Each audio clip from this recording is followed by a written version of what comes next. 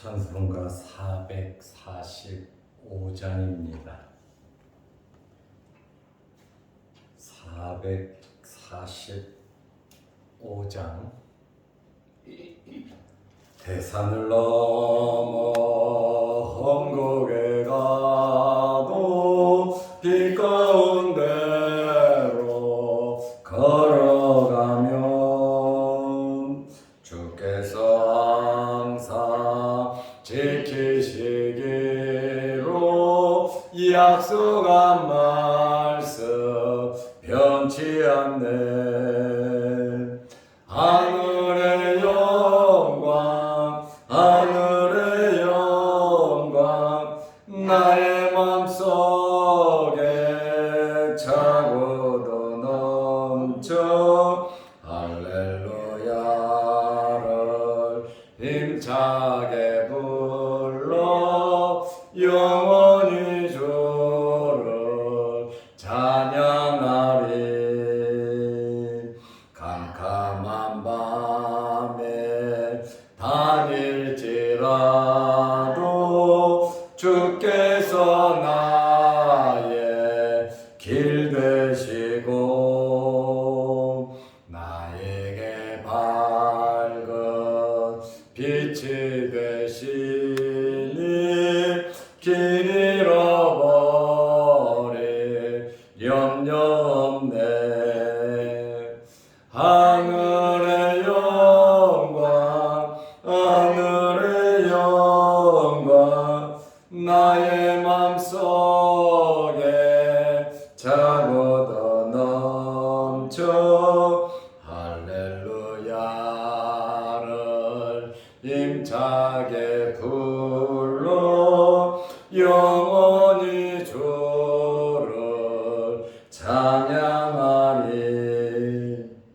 광명한 그 빛 마음의 바다 찬란한 천국 바라보고 할렐루야를 힘차게 불러 날마다 빛에 걸어가리. 하늘의 영광 하늘의 영광 나의 맘속에 차고도 넘쳐 할렐루야를 힘차게 불러 영원히 주를 찬양하리.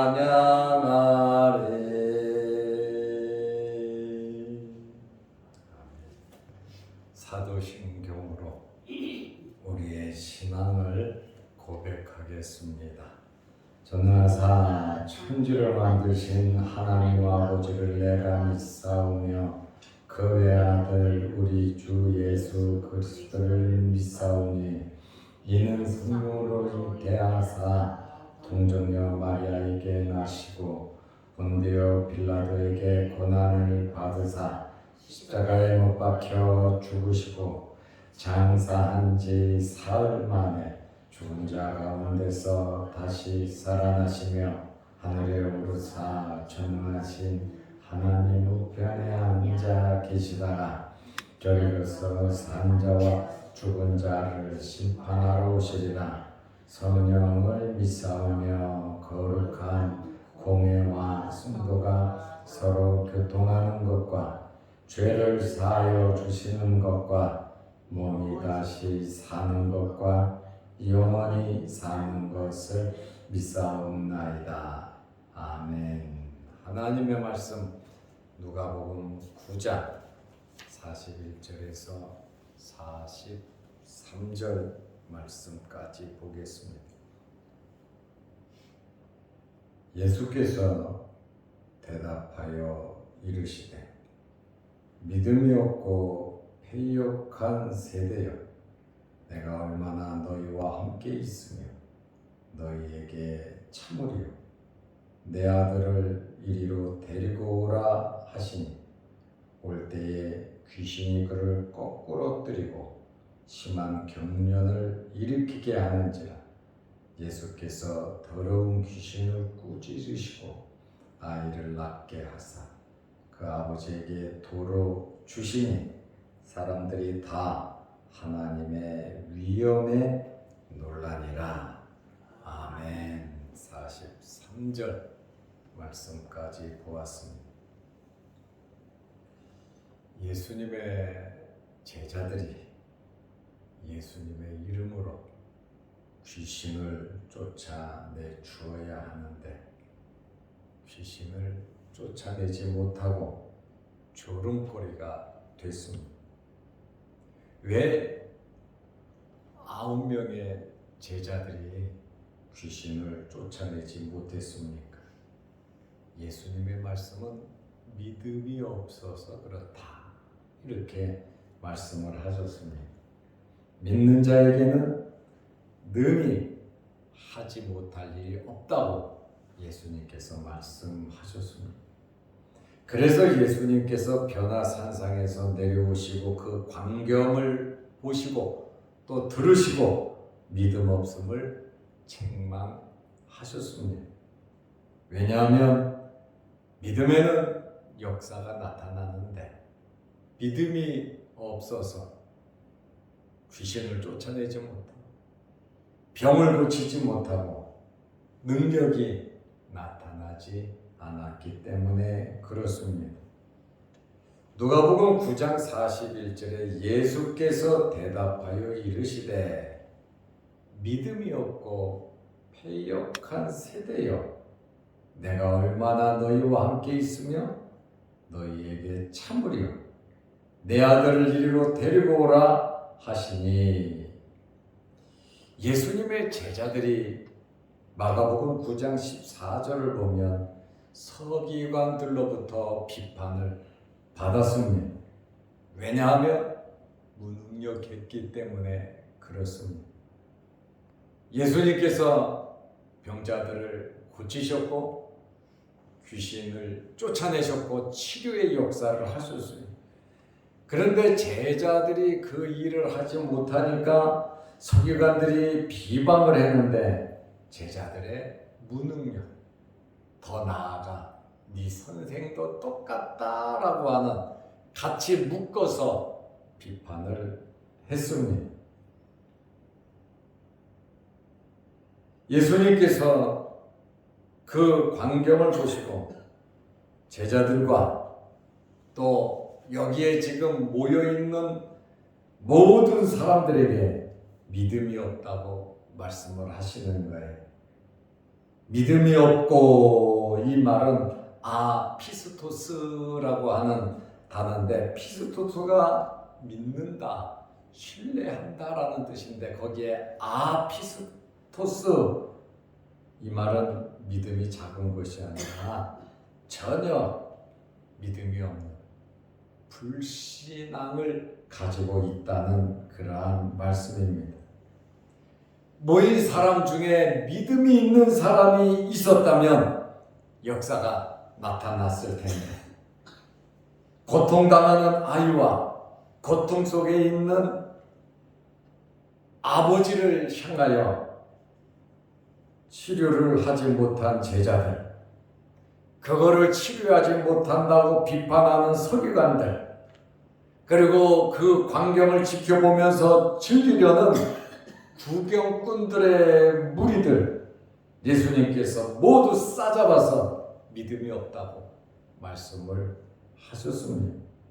특별히 제자들이 믿음이 없으므로 아무런 능력을 보여주지 못하고 아이와 아버지에게 고통을 더 주었습니다. 그래서 예수님께서 믿음이 없고 패역한 세대라고 말씀을 하고 있습니다. 믿음이 없고 패역한 세대라고 하는 이 말은 구약시대 광야에서 불순종하는 이스라엘 사람들에게 하나님께서 하신 말씀이에요. 믿음이 없고 패역한 세대라고 이스라엘 사람들을 책망했죠. 만나를 먹으면서도, 메추라기를 먹으면서, 구름기둥 불기둥 아래에서 돌보심을 받고 있으면서도 하나님을 신뢰하지 아니하고 우상을 섬기고 원망 불평하는 이스라엘 사람들을 가리켜서 믿음이 없고 패역한 세대라 하나님께서 말씀하셨는데, 예수님께서 지금 모여있는 사람들에게 믿음이 없고 패역한 세대라고 말씀하고 있습니다. 신명기 32장 5절 말씀에 보면 그들은 하나님의 자녀가 아니고 흠 있는 삐뚤어진 세대라 이렇게 말하고 있습니다. 하나님의 자녀는 그럴 수가 없다는 거예요. 그들은 흠이 있고 삐뚤어져도 엄청나게 삐뚤어져 버린 세대라고 신명기 32장 5절에 말을 하고 있습니다. 신명기 32장 20절 말씀에 보면 심히 패역한 세대라고 말씀하시고 진실이 없는 그러한 자녀들이라고 말씀하고 있습니다. 예수님께서 그 말씀을 하시고 내 아들을 이리로 데리고 오라, 아버지가 큰 소리로 외쳤잖아요. 내 아들을 좀 불쌍히 여겨달라고, 내 아들을 좀 돌보아달라고, 제자들에게 데려왔는데 고치지 못했다고 내 아들 불쌍히 여겨달라고 돌봐달라고 외쳤잖아요. 예수님께서 말씀을 하시고 내 아들을 데리고 오라, 예수님 앞으로 데리고 오라고 말씀하셨어요. 그런데 그 아이를 데리고 가는데 귀신이 도발을 했습니다. 누가복음 9장 42절에 올 때에 예수님의 말씀을 듣고 순종하면서 그 아버지가 귀신 들린 자기 아들을 데리고 올 때에 귀신이 그를 거꾸로 때리고 사탄이 역사합니다.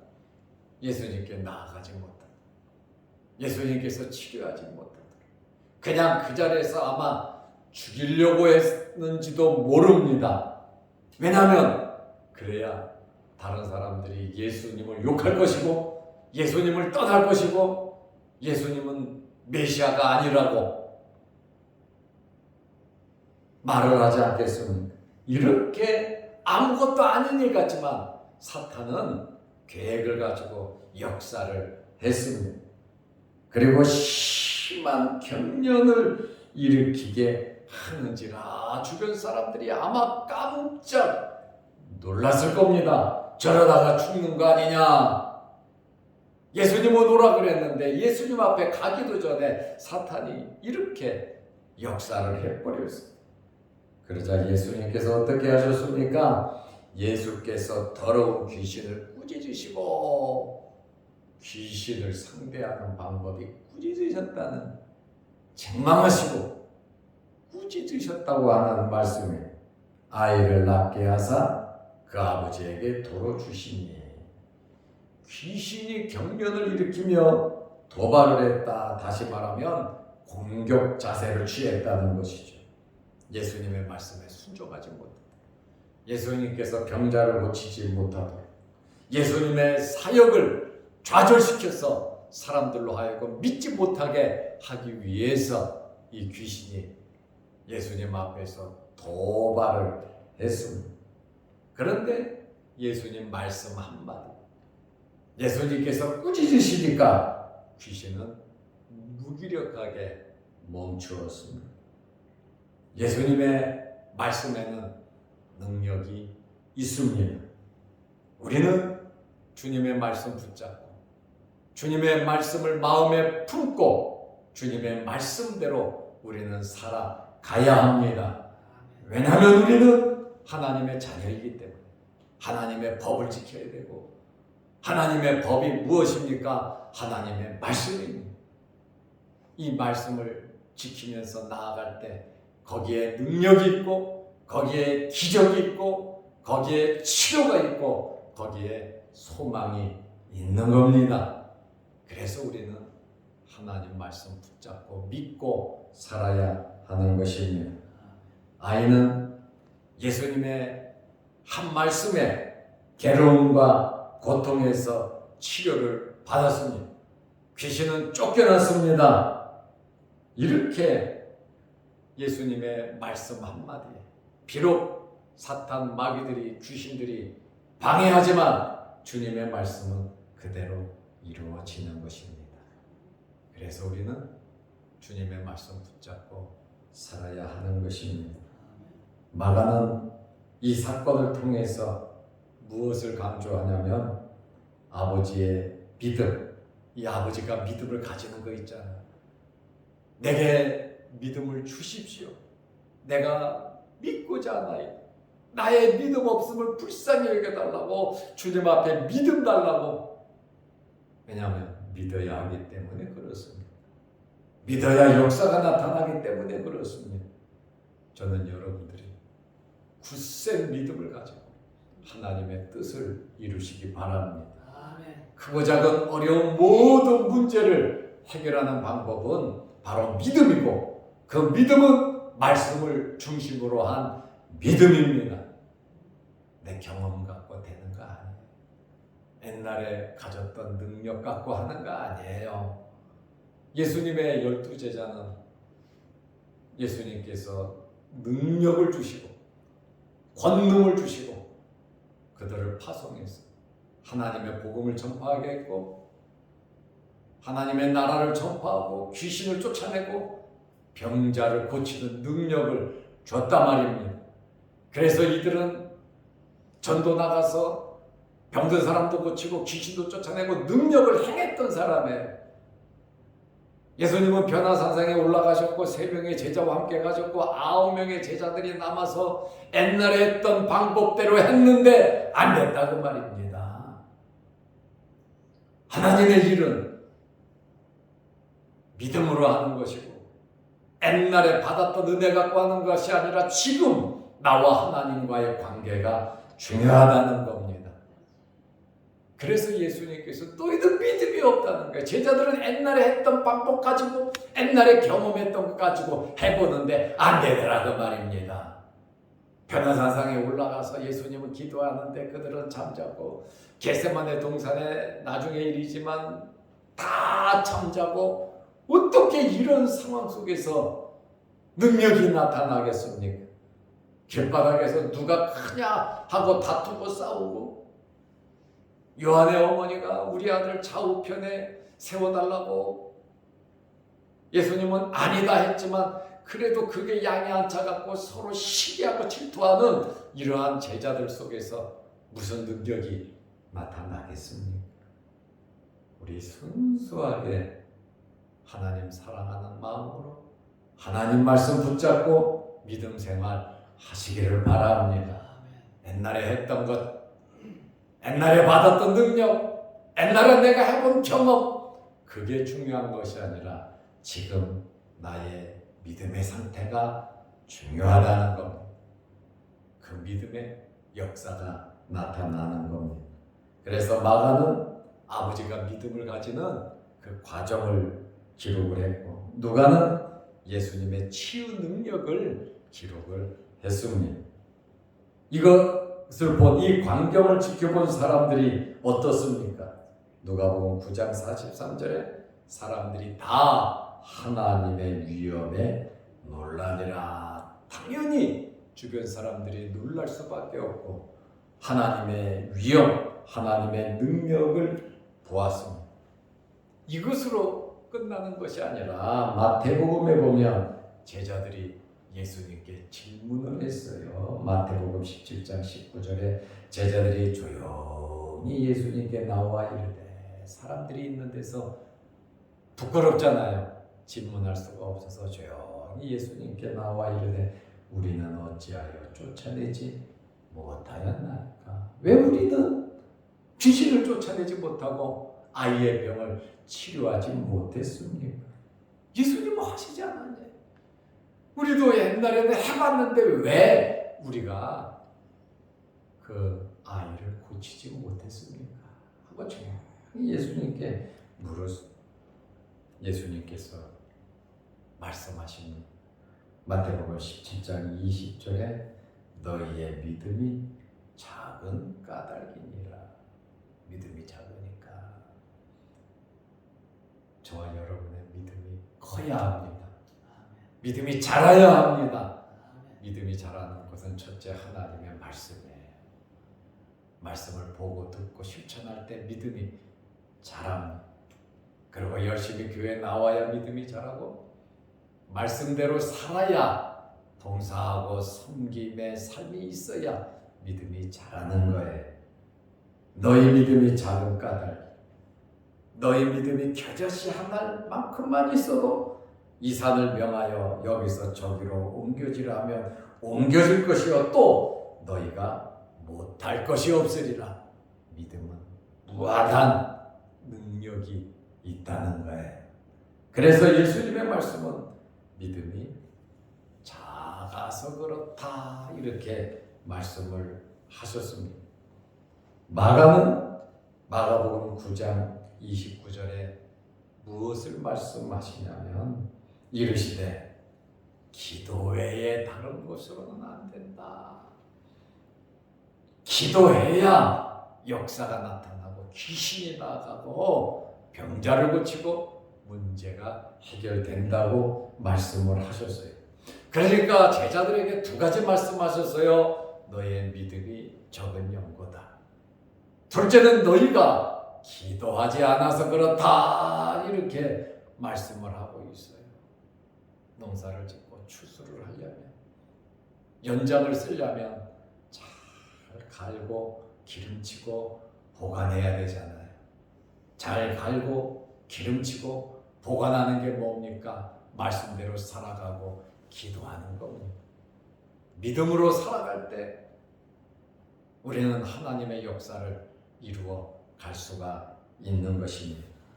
오늘 귀신 들린 아이를 예수님께서 고치셨어요. 그리고 아버지에게 돌려주셨습니다.